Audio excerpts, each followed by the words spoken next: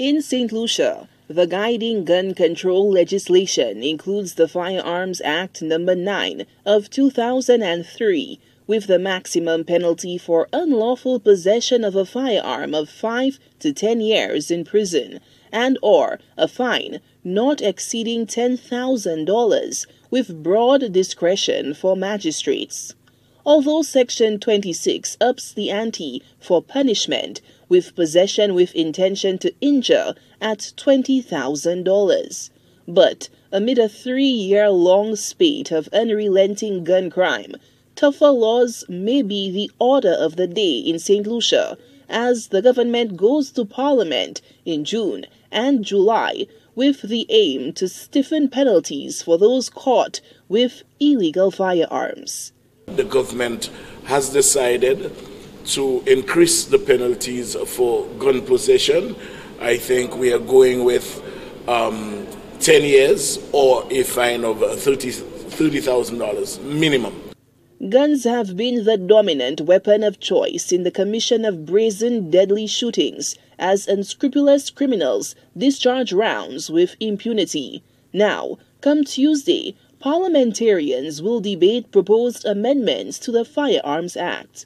I will lobby for both a custodial sentence and the imposition of a fine, because the guys out there, they pay scant regard to life. Law enforcement officers have long complained about seizing illegal weapons and nabbing suspects, only to see accused offenders back out on the streets, owing to what some perceived as lenient fines and bail conditions. Tuesday will mark the pivotal first reading of the first sweeping amendment to the firearm bill in almost 2 decades.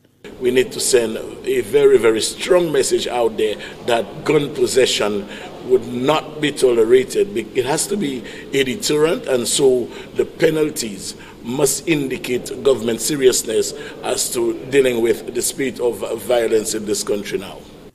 In Saint Lucia, civilians are not allowed to possess automatic firearms, modified and sawn-off rifles, imitation and homemade craft firearms. Although the possession of semi-automatic rifles is permitted with a license, law enforcement in the recent past has come across illicit AR-15 assault-style weapons, believed to be smuggled into the country by both illegal and legal ports of entry, including shipping barrels. Tuesday's Parliament sitting is scheduled for 10 a.m. Sola Alfred, HTS News Force.